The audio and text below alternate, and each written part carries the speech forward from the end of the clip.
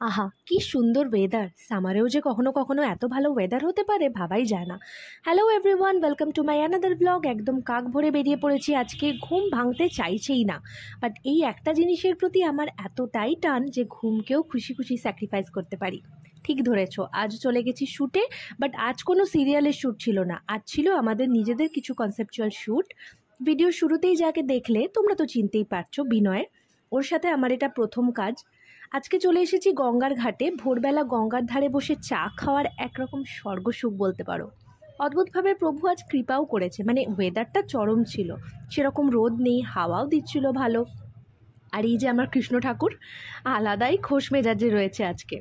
আমাকে অনেক বলে ভোরবেলা আসতে, বাট আমি ওই আর কি।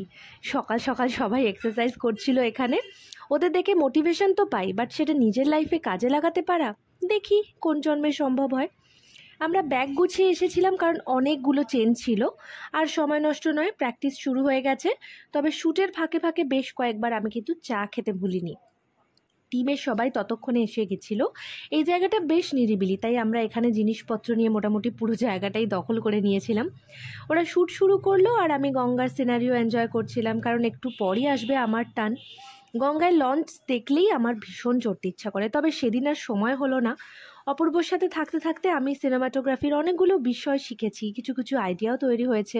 ভীষণই ইন্টারেস্টিং একটা বিষয় এটা এখন আমার কাছে। বেলা একটু বাড়তেই পেটের ভেতর ছুঁচো বাবাজি তো ডাকাডাকি করতে শুরু করলো। আর কি, লালু ভুলুর ফেমাস চর্বি ঘুগনি নিয়ে বসে পড়লাম। এর সাথে টোস্টও থাকে, তবে ঘুগনিটাই এত পরিমাণে দেয় যে আমার আর টোস্টটা লাগে না।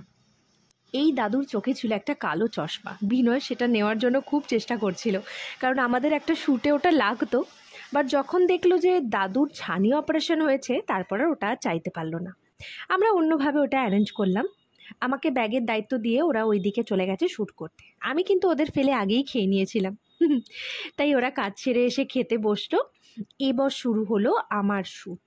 বরের জামা কাপড় পরে আমাকে দিব্যি লাগছিল, কিন্তু আমি না এখনও অনেকটা ওল্ড স্কুল, আর আমার বর হয়ে গেছে পুরো জেনজি, তাই স্টাইলের আইডিয়াগুলো ওর বেশি ভালো হয়। আর বিনয়ের সাথে প্রথম কাজের এক্সপিরিয়েন্স আমার খুবই ভালো ছিল। একবেলাতে আমরা টোটাল 5টা শ্যুট করলাম, ভাবা যায়। ওদিকে ওরা স্কুটি থেকে পড়ে যাওয়ার সিন করছে, আর যথারীতি আমি আবার মালপত্র পাহারায়। কাজ, খাওয়া দাওয়া, সবার সাথে আড্ডা, সব মিলিয়ে সুন্দর একটা সকালবেলা কাটালাম আজকে।